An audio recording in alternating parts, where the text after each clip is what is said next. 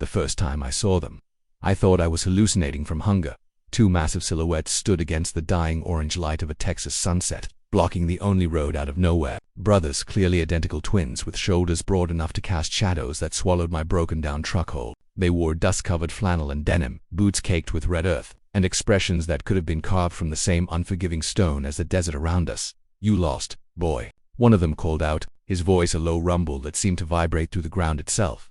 I was 23, broke, running from a life that had chewed me up and spit me out somewhere between Oklahoma and oblivion. My truck had given up the ghost 15 miles back, and I'd been walking ever since, my backpack feeling heavier with every step, my throat drier than the cracked earth beneath my feet. Just passing through, I managed, my voice hoarse and small against the vastness of their presence. The other twin, or maybe the same one, I couldn't tell them apart, yet stepped closer. He was easily 6'5", with arms that strained against his rolled-up sleeves and a jaw that looked like it had been used to break rocks. But his eyes, God, his eyes were unexpectedly soft, the color of honey in afternoon light. "Passing through to where?" he asked, and there was something almost gentle in the question, despite his intimidating size. "Nearest town's 40 miles that way, and sunset's coming fast. You'll never make it on foot." I swallowed hard, tasting dust and desperation. "I'll manage." "No," the first twin said simply, and it wasn't a threat, it was a statement of fact. "You won't. Coyotes come out after dark. Temperature drops below freezing, and you look like you haven't eaten in 2 days. 3, actually." But I wasn't about to admit that to these mountain-sized strangers. "We've got food," the gentler one said, and I noticed he had a small scar above his left eyebrow. First way to tell them apart. "A warm bed. You can stay the night, get your strength back, and we'll help you figure out your truck situation in the morning." Every instinct I'd honed on the streets told me to refuse, to keep walking, to never trust offers that seemed too good. But my body was betraying me, swaying slightly on legs that had walked too far on too little fuel, and something in the way the scarred twin looked at me made my chest tighten with an emotion I couldn't name. "Why would you help me?" I heard myself ask. The twins exchanged a glance that seemed to communicate entire conversations in a single second. Then the scarred one smiled just barely, just the corner of his mouth turning up, and I felt something warm bloom behind my ribs despite the cooling desert air. "Because out here," he said quietly, "everybody needs somebody. And you look like you've been needing somebody for a long time." That's how I ended up in the back of a dusty pickup truck, wedged between two impossibly large men who smelled like leather and sage and something else, something wild and masculine, that made my head spin in ways that had nothing to do with hunger. The ranch appeared out of the darkness like something from a fever dream, a sprawling property with a weathered farmhouse, stables that stretched into shadows, and land that seemed to go on forever under a sky so full of stars I'd forgotten they existed. Inside, the house was surprisingly warm, filled with worn furniture that looked comfortable rather than shabby, and the lingering scent of wood smoke and coffee. "I'm Carter," the scarred twin said, finally giving me a name to attach to that devastating almost smile. "That's Cole. We run this place together, just the two of us, since our dad passed 3 years ago." Cole was already moving through the kitchen with practiced efficiency, pulling out bread and cold cuts and cheese, building sandwiches with hands so large they made the bread look like children's toy food. He was quieter than Carter, more guarded, but I caught him watching me with an intensity that made my skin prickle with awareness. "What's your name?" Carter asked, pulling out a chair for me at a worn wooden table that looked like it had hosted 1,000 family dinners. "Jamie," I said softly, sinking into the chair before my legs could give out completely. "Jamie Chen." "Well, Jamie Chen," Cole said, setting a plate in front of me piled high with food. "Eat up, you're shaking." I hadn't even noticed. My hands trembled as I picked up the sandwich, and I had to force myself to take small bites when everything in me wanted to devour it like an animal. The twins watched me with expressions I couldn't read, something between concern and curiosity, and something else that made my stomach flutter in ways that had nothing to do with food. "Where are you from?" Carter asked gently, pouring me a glass of water that I drank in 3 desperate gulps. "Everywhere." "Nowhere." I set down the sandwich, suddenly self-conscious under their dual gazes. "My parents kicked me out when I was 18. I've been drifting since then." "Why'd they kick you out?" Cole's voice was rough, but not unkind. I met his eyes, deep brown, almost black in the kitchen's warm light, and saw no judgment there, only genuine question. But still, the truth stuck in my throat like broken glass. I'd learned the hard way that honesty about who I was, about what I was, usually ended badly. "Does it matter?" I deflected, looking down at my plate. "Not to us," Carter said quietly, and when I glanced up, he was looking at his brother with that same silent communication I'd witnessed earlier. "We don't judge here, Jamie. Whatever your story is, whatever you're running from, you're safe here, at least for tonight." Something in my chest cracked open at those words. Safe. When was the last time I'd felt safe? They didn't like that I was gay, I heard myself say, the words tumbling out before I could stop them, before I could protect myself from the inevitable rejection. Told me I was an abomination, that I was going to hell. That they'd rather have no son than a don't, Cole interrupted, his voice suddenly sharp. Don't repeat their hate. It's not worth the breath. I stared at him, startled by the sudden intensity in his expression, by the way his jaw had clenched and his hands had curled into fists on the table. Carter reached over and placed one large hand on his brother's armor. Gesture so familiar and gentle it spoke of years of practice. We understand, Carter said softly, his eyes never leaving mine. Better than you might think. The air in the kitchen suddenly felt charged with unspoken meaning. I watched Carter's hand linger on Cole's arm, watched the way Cole's shoulders gradually relaxed under his brother's touch, and something clicked into place in my understanding, something that made my heart race and my palms sweat. Your eye started, but Carter shook his head. We're just us, he said simply. Out here, away from town, away from judgment. We're just us. And you can be just you, too. No explanations necessary. No justifications required. I felt tears prick at the corners of my eyes, exhaustion and relief, and something dangerously close to hope all mixing together until I couldn't hold them back anymore. I put my face in my hands, embarrassed by my own emotional breakdown. But then there was a chair scraping, and suddenly Carter was beside me, his massive hand warm and gentle on my shoulder. It's okay, he murmured. Let it out. God knows you've probably been holding it in for too long. And I did. I cried like I hadn't cried since the night my parents threw me out with nothing but a backpack in their disgust. I cried for every lonely night, every hungry day, every moment I'd felt utterly alone in a world that seemed determined to reject me. And through it all, Carter's hand stayed steady on my shoulder, grounding me, reminding me that I wasn't alone, at least not tonight. When I finally pulled myself together, Cole had disappeared. I felt a flash of panic. Had I made things weird? Had my breakdown driven him away? But then he returned carrying blankets and pillows, his expression still unreadable. Guest room's upstairs, he said gruffly. But the couch is closer and probably just as comfortable if you're too tired to climb stairs. Couch is fine, I managed, my voice rough from crying. Thank you, both of you. I don't know how to repay this. You don't have to repay kindness, Carter said, standing up and heading toward the stairs. That's not how it works. Get some sleep, Jamie. We'll figure everything else out in the morning. Cole lingered after Carter left, standing in the doorway with the blankets in his arms, studying me with an intensity that made me feel simultaneously exposed and seen in a way I'd never experienced before.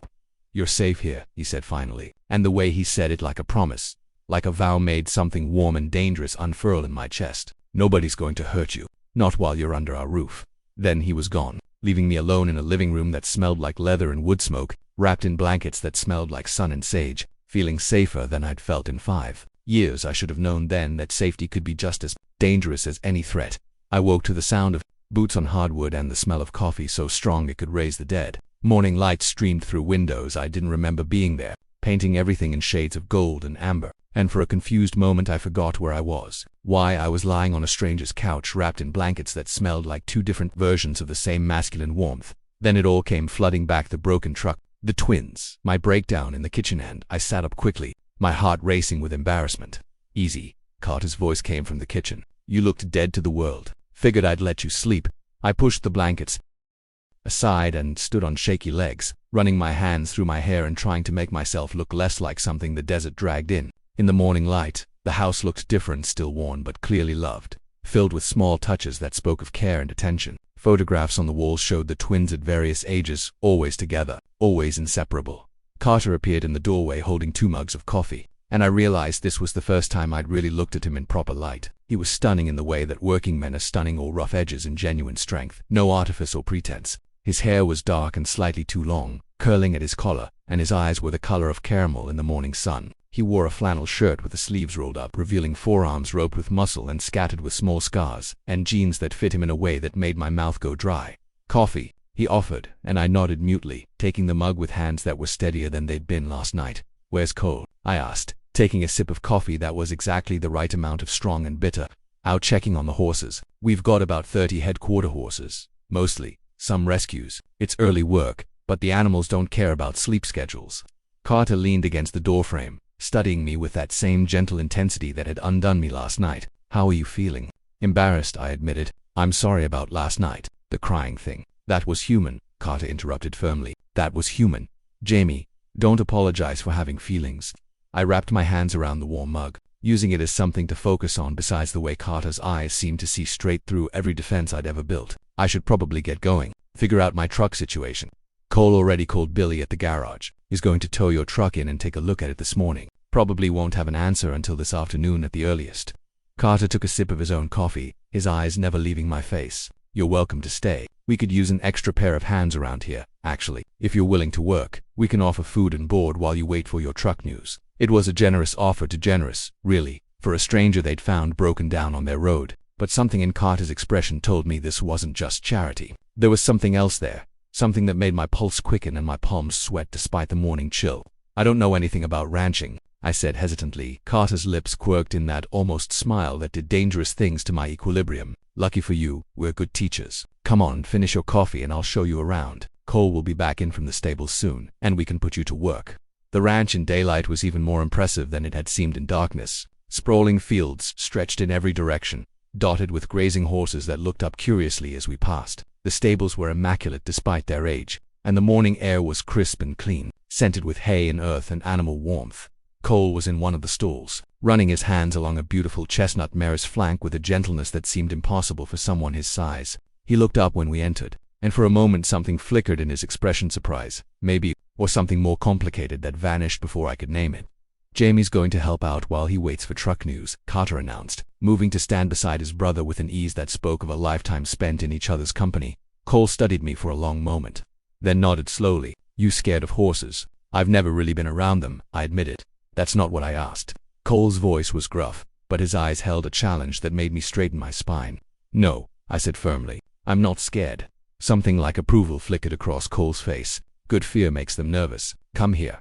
For the next several hours, I learned more about horses than I'd learned about anything in years. Cole was a patient teacher, his large hands gentle as he showed me how to approach, how to groom, how to read their body language and moods. Carter worked alongside us, and I couldn't help noticing the way the twins moved around each other, perfectly synchronized, always aware of where the other was, communicating with glances and small gestures that needed no words.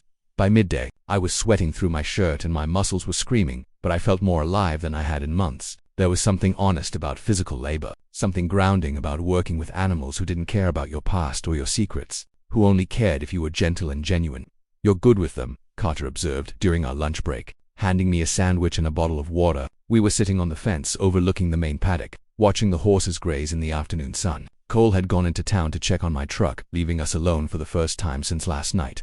"They're easier than people," I said, taking a bite of sandwich. "Less judgment." Carter was quiet for a moment, his shoulder touching mine on the narrow fence rail, close enough that I could feel the heat radiating from his skin. "Is that what you think? That people are just waiting to judge you?" "In my experience, yes." I kept my eyes on the horses, afraid to look at him, afraid of what I might see, or worse, what I might reveal. Most people see me and decide I'm not worth their time, or they see me and decide I'm worth the wrong kind of attention.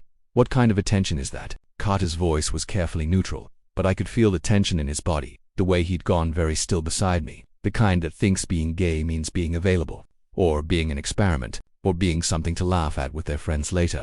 The words came out bitter-edged with old hurt. I learned pretty quickly that drifting alone was safer than trying to find community. At least alone, I only had to worry about feeding myself.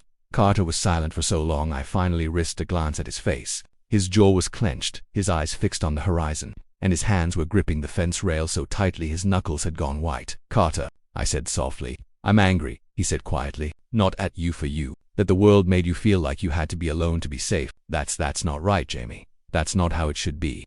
But it's how it is," I said with a shrug, trying to mask the way his words made my chest ache. "Not here." Carter turned to look at me, and the intensity in his eyes stole my breath. "Not on this ranch. Here." Whatever he was about to say was cut off by the sound of Cole's truck pulling up the drive. Carter immediately put space between us, jumping down from the fence with a fluidity that belied his size, and I felt the loss of his warmth like a physical thing. Cole emerged from the truck looking grimmer than usual, and my stomach sank. "It's not good," he said without preamble. "Billy says your transmission is shot, and the engine has problems too. He can fix it, but it's going to cost at least $3,000 and take a week, maybe two. $3,000. I had maybe $200 to my name. A week or two was completely impossible. "I don't have that kind of money," I said numbly, the reality of my situation crashing down around me. "I don't have anywhere near that kind of money." The twins exchanged one of their silent conversations, and then Carter spoke. "Then you stay here. Work for us until you've earned enough to cover repairs. We can't pay much, but we'll cover room and board. And whatever's left after you're fed and housed goes toward your truck." "That could take months," I protested weakly. "So it takes months," Cole said with a shrug. "We need the help anyway. Winter's coming, and there's more work than the two of us can handle. You stay until your truck is paid for and fixed. After that, you're free to leave whenever you want." I looked between them, these two massive, impossibly kind strangers who kept saving me without asking for anything in return, and felt something dangerous taking root in my chest. Hope, maybe, or something even more terrifying. Okay, I heard myself say. Okay, yes, thank you. Carter's face broke into a genuine smile, the first real one I'd seen from him, and it was devastating, transforming his rugged features into something almost beautiful. Welcome to the ranch, Jamie Chen. Cole just nodded, but there was something in his eyes that made my heart race. Something warm and complex and utterly unreadable. I told myself it was just gratitude I was feeling, with just relief at having a place to stay, work to do, a path forward. I told myself a lot of lies in those first few days. Part 2. The Biraka Yanja. The first week passed in a blur of physical labor and surprising comfort. I fell into the rhythm of ranch life more easily than I'd expected, waking before dawn to help with feeding, spending mornings mucking stables and mending fences, afternoons working with the horses. The twins were patient teachers, and despite my initial inexperience, I learned quickly, but it was the evenings that undid me. After the work was done and the sun had set, the three of us would gather in the living room or around the kitchen table, and we'd talk, really talk, in ways I hadn't talked to anyone in years. Carter told stories about growing up on the ranch, about their father who'd taught them everything about horses and honor and what it meant to be good men. Cole was quieter, but when he spoke, his words carried weight, and I found myself hanging on every sentence. They asked about my life too, and slowly, carefully, I began to share pieces of myself I'd kept hidden for so long. My childhood before everything went wrong, my dreams of studying art, of maybe being a painter someday, the small joys I'd found even in the hardest times, a particularly beautiful sunset, a kind word from a stranger, the way light looked through leaves. You see things differently, Carter observed one night as we sat on the porch watching stars emerge in the darkening sky. Cole was inside making dinner, and the smell of cooking meat and vegetables drifted through the open door. The way you describe things, it's like you're painting pictures with words. I felt my cheeks heat despite the cool air. I don't know about that. I do. Carter turned to look at me, and in the fading light his eyes looked almost gold. You have a gift, Jamie. You should do something with it. When you're back on your feet, when your truck is fixed, you should go somewhere that appreciates that gift. Art school, maybe, or a city where there are galleries and people who understand beauty. The thought of leaving, of getting in my fixed truck and driving away from this place, from these men, made something twist painfully in my chest. But I forced a smile and nodded. Maybe, we'll see. Carter reached over and squeezed my shoulder, and the touch sent electricity racing down my spine. His hand lingered longer than necessary, his thumb brushing against my collarbone through my shirt, and for a moment I forgot how to breathe. You deserve good things, Jamie, he said softly. Don't let anyone, including yourself, convince you otherwise.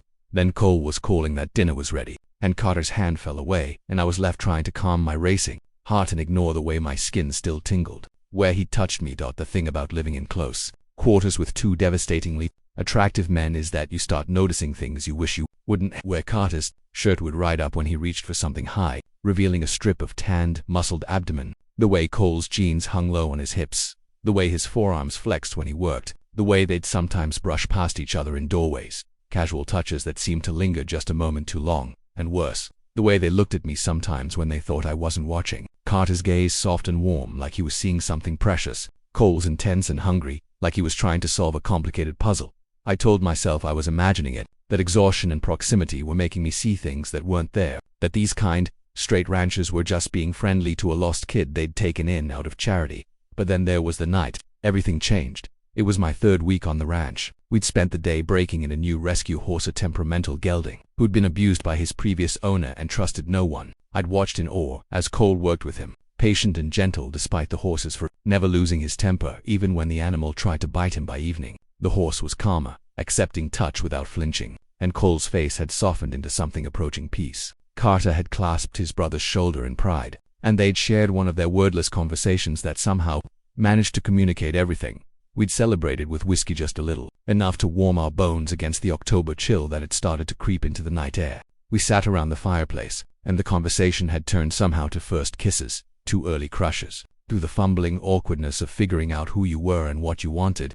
I was 17, Carter said, his words slightly loose from whiskey and firelight. There was this boy Jackson who worked on a neighboring ranch during summer break from college. He was older, 19 maybe, and I thought he was the most beautiful thing I'd ever seen. My heart stopped. I stared at Carter, certain I'd misheard, but he was staring into the fire with a small, sad smile on his face.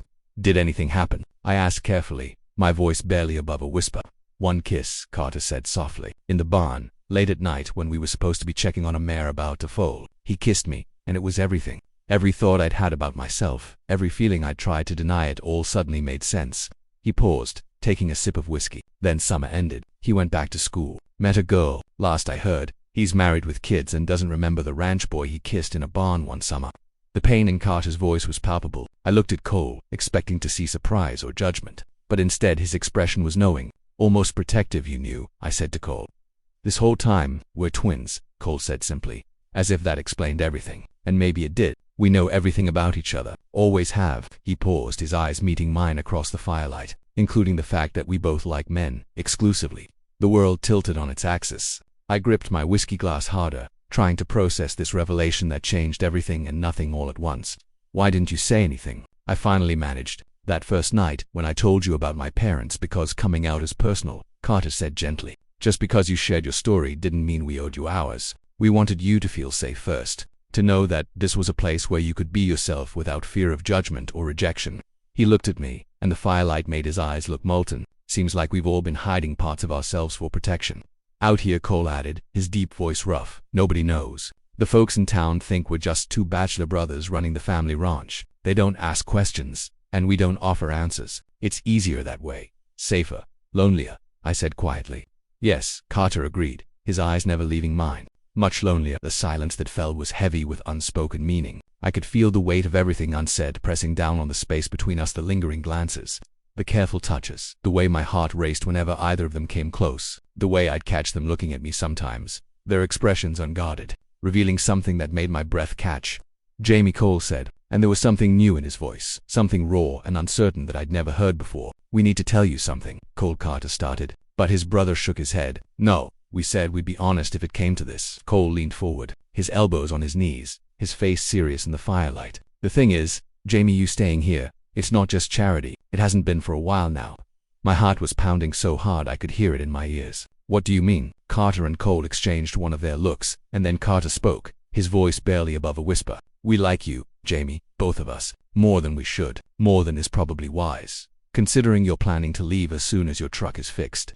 The words hung in the air between us like something physical. I stared at them, these two beautiful, impossible men, and felt everything I'd been trying to deny come rushing to the surface. Both of you, I heard myself ask stupidly. Both of us, Cole confirmed. This hasn't happened before, liking the same person. But there's something about you, Jamie. The way you see the world, the way you're not afraid of hard work, the way you laugh when you think no one's listening. He struggled for words, his usually stoic face revealing genuine vulnerability. You're special, and we know that's a lot to lay on you, especially after everything you've been through, but we promised ourselves we'd be honest at least. I couldn't breathe. The room felt too small, too warm, despite the autumn chill outside. I'm not. What exactly are you saying? Carter stood up and crossed to where I sat, kneeling down so we were eye level. Up close, I could see the flecks of green in his honey-colored eyes, could smell the mixture of wood smoke and whiskey on his breath. We're saying that if you wanted, Carter said carefully, his eyes searching mine, if you were interested, we'd like to explore this thing between us, all three of us. We know it's unconventional. We know it's complicated, but Cole and we've always shared everything. And we've never felt like this about anyone before. I've never done anything like this, I whispered, my voice shaking. I've barely done anything at all. I'm not tired or know how, neither have we, Cole said, and there was something vulnerable in his admission. We'd figure it out together. If you wanted to. I looked between them, Carter kneeling in front of me with hope and fear warring in his expression. Cole, watching from the couch with his hands clenched and his jaw tightened, felt something shift fundamentally in my chest. These men who'd shown me nothing but kindness, who'd given me safety in work and belonging, they were offering me something more, something I'd never dared to imagine. Yes, I heard myself say, the word coming out breathless and certain despite my trembling hands. Yes, I wanted. Carter's face transformed with a smile that stole my breath, and then his hand was cupping my cheek, his thumb brushing over my cheekbone with devastating gentleness. Can I kiss you? He asked softly. I nodded, not trusting my voice, and then his lips were on mine, warm and careful and absolutely perfect. It was nothing like the rough, aggressive kisses I'd experienced in dark alleys and desperate moments. This was tender, questioning, giving me space to respond or pull away. I melted into it, my hands coming up to grip his shoulders, feeling the solid strength of him beneath my fingers. When we finally broke apart, I was breathing hard, my lips tingling, my heart racing. Carter rested his forehead against mine, his breath mingling with mine in the small space between us. Cole, Carter said without looking away from me. Come up.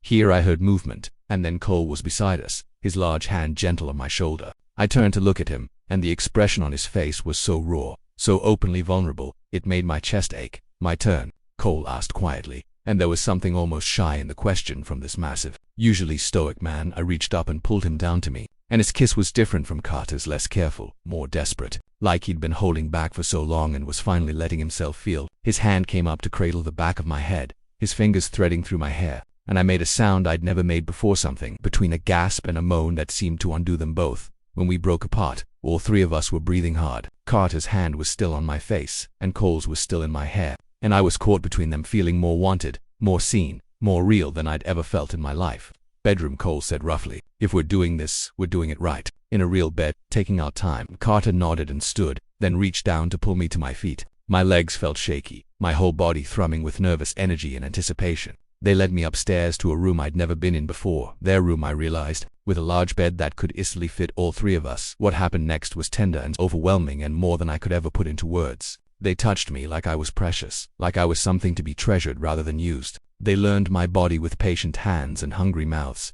and they let me learn theirs in return. And when we finally came together, when the last barriers between us fell away, it felt like coming home to a place I'd been searching for my entire life. Afterward, I lay between them in the darkness, their bodies warm and solid on either side of me, and felt tears sliding down my temples into my hair. Carter's voice was concerned, and his hand found mine in the darkness. "Are you okay? Was it too much?" "No," I managed, my voice thick with emotion. "It was perfect. I'm just heaved, never felt like this before. Safe and wanted," and I couldn't finish the sentence. Couldn't put into words the overwhelming emotion threatening to drown me. "We've got you," Cole murmured, his arm tightening around my waist. "You're ours now, Jamie, for as long as you want to be." "Forever," I whispered without thinking. "I want forever." I felt them both go still on either side of me. Then Carter's lips were pressing against my temple, and Cole's hand was splaying across my stomach, and they were holding me like they'd never let go. "Forever sounds good to us too," Carter whispered. I fell asleep that night, wrapped in their warmth, their heartbeats syncing with mine in the darkness, and for the first time in 5 years I felt like I'd found where I belonged. Part 3. The Diastine Seath. The next morning, I woke up alone, that the sheets on either side of me were cold, suggesting they'd been gone for some time. Sunlight streamed through windows I didn't remember from last night, and in the harsh morning light, the intimacy of what we'd shared felt almost surreal, like maybe I'd dreamed the whole thing, but my body told a different story. I was sore in new ways. My lips felt swollen from kissing, and I could smell them on the sheets, on my skin, sage and leather, and something uniquely them. I pulled on my clothes from yesterday and headed downstairs on shaky legs, my heart hammering with nervous anticipation. Would things be different now? Would they regret what happened? Would they want to pretend it never occurred? But when I reached the kitchen, only Carter was there, making coffee with his back to me. His shoulders were tense, his movements careful and controlled, and something in my chest clenched with sudden anxiety. "Morning," I said softly. Carter turned, and the expression on his face was carefully neutral, so different from the open warmth of last night that it felt like a physical blow. "Morning, coffee, please." I moved to the table on legs that felt increasingly unsteady. "Where's Cole?" "Out in the stables. We've got a buyer coming today to look at some of the quarter horses. Potential sale that could really help with winter." Continue 1:58 p.m. expenses. Carter set a mug in front of me, but his eyes didn't quite meet mine. "We should have mentioned it before, but things got distracted last night." The way he said distracted, like last night had been a mistake. A lapse in judgment made something cold settle in my stomach. "Carter," I started, but he was already moving away, busying himself with breakfast preparations. "We should probably talk," he said, still not looking at me. "About last night. About what it means going forward."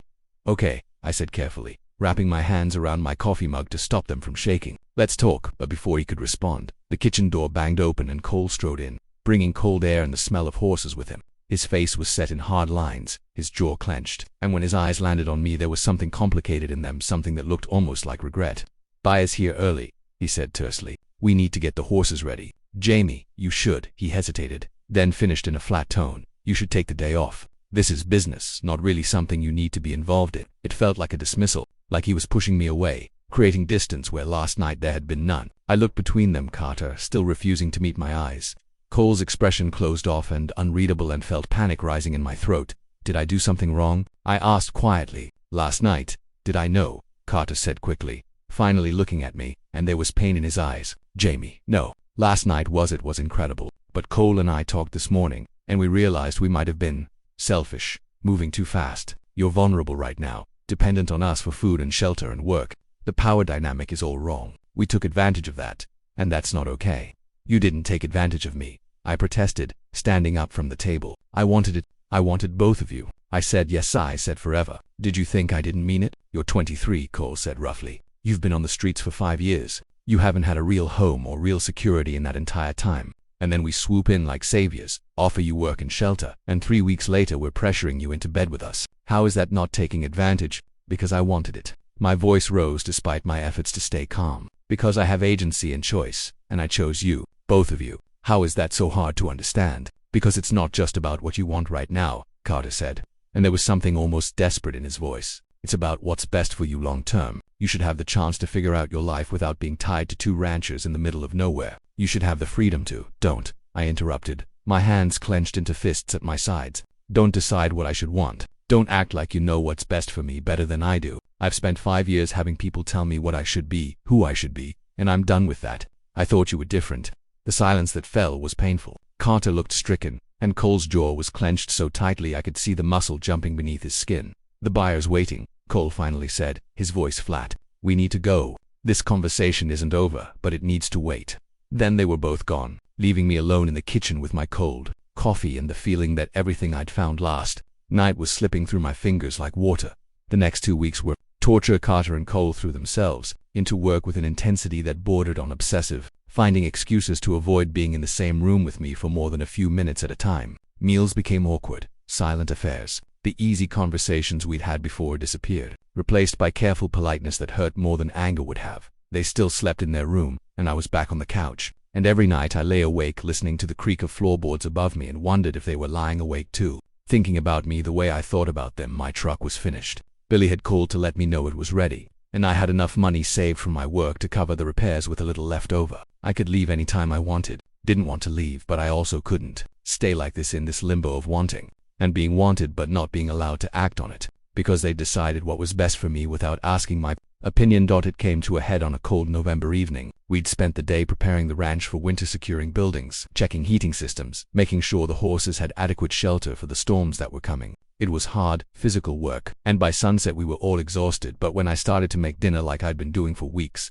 Carter stopped me with a gentle hand on my arm. Your truck's ready, he said quietly, and there was so much sadness in his eyes it made my chest ache. Billy dropped it off today while you were out with the horses. It's parked out front. I know, I said, not moving away from his touch even though I probably should have. He texted me, right? Carter's hand dropped away and he stepped back. So I guess you'll be leaving soon. We'll pay you for the extra time you've worked, and there should be enough left over to get you wherever you're planning to go. And where do you think I'm planning to go? I asked, my voice sharper than I intended. Carter's face was a mask of careful neutrality, but I could see the pain in his eyes. I don't know, Jamie. Wherever people go when they're finally free. Free, I repeated bitterly. That's what you think. I want to be free of you, isn't it? Cole's voice came from the doorway. He was leaning against the frame, his arms crossed, his expression unreadable. Isn't that what anyone wants? The open road, no ties, no complications. No, I said, turning to face them both, something breaking loose in my chest. No, that's not what I want. That's what you want to believe I want, because it makes it easier for you to push me away. We're not pushing you away, Carter started, but I cut him off. Yes, you are. You've been doing it for 2 weeks. Ever since that morning after I couldn't finish, my throat closing around the words. You decided what was best for me without asking me. You decided I should leave, that I should be free, that I should have options. But you never asked me what I wanted, what I choose. What do you choose, Jamie? Cole asked quietly, and there was something raw in his voice that made my heart race. You, I said simply, looking between them. Both of you. This ranch, this life, it's more than I ever thought I could have, more than I ever dared to want. And you're trying to take it away from me because you think it's noble, because you think you're protecting me, but you're not. You're just breaking my heart.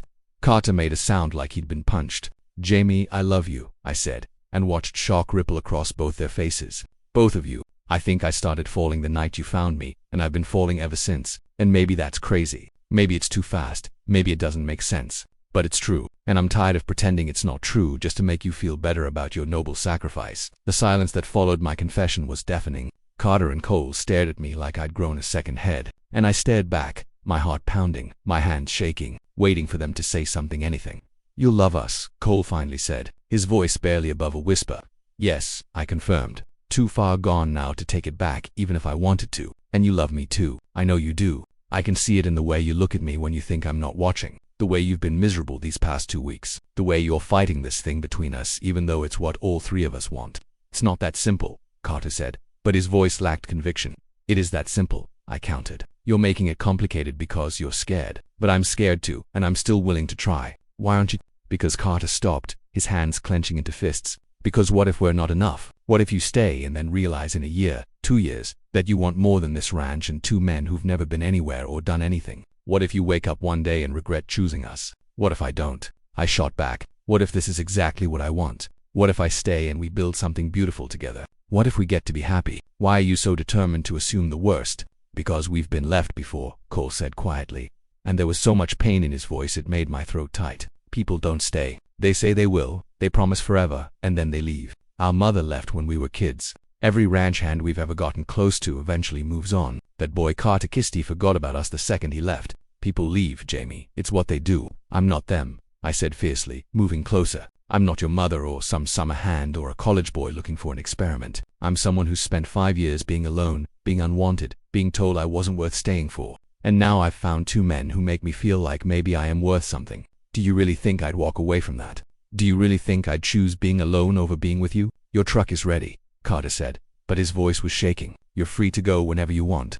I don't want to go. The words exploded out of me, loud in the quiet kitchen. How many times do I have to say it? I want to stay. I want you, both of you. I want to wake up in your bed and work on this ranch and build a life here. I want to learn everything about horses and help you through winter and figure out how to make this thing between us work. I want forever, like I said that night. Did you think I was lying? We thought, Carter's voice broke. We thought you were caught up in the moment, in the emotion. We thought when you had time to think clearly, to see your options. I don't want options, I interrupted. I want you. Is that so hard to believe? Yes, Cole said bluntly. Yes, it is. Because we're ranchers, Jamie. We're stuck out here in the middle of nowhere with dirt under our nails and animal shit on our boots. We can't offer you the world. We can't give you art school or galleries or cities full of people who understand beauty like you do. We can only offer you the ranch, the work, the isolation. It's not much. It's everything, I said, my voice breaking. It's a home. It's belonging. It's being seen and wanted and unloved. Don't you understand? I don't want the world. I want this. I want you. Carter's careful control finally shattered. He crossed the kitchen in 2 strides and pulled me into his arms, holding me so tightly I could barely breathe. God, Jamie, I'm sorry. We've been idiots. Complete idiots. I wrapped my arms around him, feeling his heart pounding against my chest, breathing in the familiar scent of him. Yes, you have been. We were trying to do the right thing, Cole said. And suddenly he was there too, his large hand warm on my back. We didn't want to trap you. We didn't want you to feel obligated because we'd helped you. You're not trapping me, I said, turning my head so I could see Cole's face. I'm choosing this. I'm choosing you. Both of you. Is that okay? Can I choose you? Yes, Carter said against my hair. God, yes, if you're sure. If this is really what you want. It is, I said firmly. It really is. Cole's hand tightened on my back, and then he was pulling both of us toward him, his arms coming around us both. We stood there in the kitchen as the light faded outside, 3 men tangled together, and it felt like something fundamental clicking into place, like pieces of a puzzle finally finding where they belonged. We love you too, Carter whispered. We've been going crazy these past 2 weeks, trying to stay away from you, trying to do the noble thing. It's been tortured, good, I said, unable to stop the smile spreading across my face. Serves you right for being martyrs without asking me first. Cole actually laughed a real laugh, deep and genuine, that I felt vibrate through his chest, noted no more martyrdom without prior consultation. That's all I ask, I said, then added more seriously. Well, that, and for you to take me back to bed and remind me why I chose to stay. The heat that fled in their eyes was immediate and intense. Carter's hand came up to cup my face, his thumb brushing over my lips. We can do that, he said roughly. We can definitely do that. What followed was different from our first night together, less desperate, more certain, like we'd finally stopped fighting what we all wanted and could just be together without fear or hesitation. They loved me slowly, thoroughly, showing me with their bodies what their words had struggled to express. And when we finally collapsed together in their bed or bed now, I realized I felt more complete than I'd ever felt in my life. No more running, Cole said into the darkness, his arm heavy and warm across my waist. No more pushing you away. We're done being idiots. Promise? I asked, threading my fingers through Carter's where his hand rested on my chest. Promise, they said in unison, and I believed them. Epilogue. SUNRIS. The first snow came in early December, blanketing the ranch in white and transforming everything into something from a winter painting. I stood at the kitchen window watching it fall, a mug of coffee warming my hands, and felt a contentment so deep it was almost painful. Behind me, I heard the floorboards creak as Carter came downstairs, his arms wrapped around me from behind, his chin resting on my shoulder. Beautiful, isn't it? He murmured. Everything is beautiful here, I said, leaning back into his warmth. I still can't believe this is my life now. Believe it, Cole said, entering the kitchen and immediately moving to start breakfast, our morning routine that we'd fallen into over the past few weeks. You're stuck with us now, Chen. No returns, no refunds. I smiled, turning my head to kiss Carter's cheek. Good thing I wasn't planning on either. My truck sat in the driveway, fixed and functional, and it would probably sit there for a long time, maybe forever. I didn't need it anymore. It didn't need the escape route, didn't need the option to run. I'd found what I'd been searching for all those lonely years on the road. I'd found home. Later that morning, as we worked together in the stables, I caught Carter watching me with that soft expression that still made my heart race. When he noticed me looking, he smiled, that devastating smile that had undone me from the start. What? I asked, moving closer. Just thinking, he said, reaching out to brush snow from my hair. About that first night we found you. How lost you looked. How we almost drove past because we were running late. But you didn't, I said, covering his hand with mine. But we didn't, he agreed. The best decision we ever made. Cole and I talked about it later. You know, after you fell asleep that first night, we said to each other that you were special, that keeping you safe was important. We had no idea then just how important you'd become. Fate, Cole said from where he was working with one of the horses. That's what that was. Pure fate. I don't believe in fate, I said, but I was smiling. Then call it luck, Carter said, pulling me closer. Call it chance, call it whatever you want. All I know is that you're here now, and we're keeping you. Forever, I asked, echoing the promise I'd made that first night in their bed. Forever, they both said, and the word had never sounded more like a promise worth keeping. As the sun set that evening, painting the snow-covered ranch in shades of pink and gold, I stood between Carter and Cole on the porch and thought about everything that had brought me here. The rejection, the loneliness, the hunger and cold and fear, all of it had led to this moment, to these men, to this life I never could have imagined. They'd said they would empty me before sunrise, empty me of loneliness, of fear, of the belief that I wasn't worth staying for. And they'd filled those empty places with love and belonging and the kind of home I'd stopped believing existed. I was no longer a trembling virgin drifter. I was Jamie Chen, owner of a ranch. They'd insisted on adding my name to the deed last week, lover to two incredible men, and finally, blessedly home. What are you thinking about? Carter asked, his arm warm around my shoulders. That I'm grateful, I said honestly, for the broken truck, for you finding me, for everything that brought me here, even the hard parts, especially the hard parts, because they made this moment mean more. Poet, Cole said affectionately, his hand finding mine and squeezing gently. Your poet, I corrected, and watched them both smile. Our poet, Carter agreed. Our Jamie, forever, forever. And as the sun disappeared below the horizon and the stars began to emerge in the darkening sky, I knew with absolute certainty that this was where I was meant to be, not drifting anymore, not lost, not alone, just home. Finally, blessedly home. The end. Subscribe and never miss a story. Did Jamie, Carter, and Cole's story touch your heart? Hit that subscribe button and ring the bell so you never miss another emotional journey like this one. Like this video if you believe in second chances and finding family where you least expect it. Comment below. What moment in this story hit you the hardest? Was it when Jamie first confessed his love? When the twins finally stopped pushing him away? Or that final promise of forever? Should I tell you what happened next? Because winter on the ranch is just beginning, and there are more stories to tell about these three men building their life together.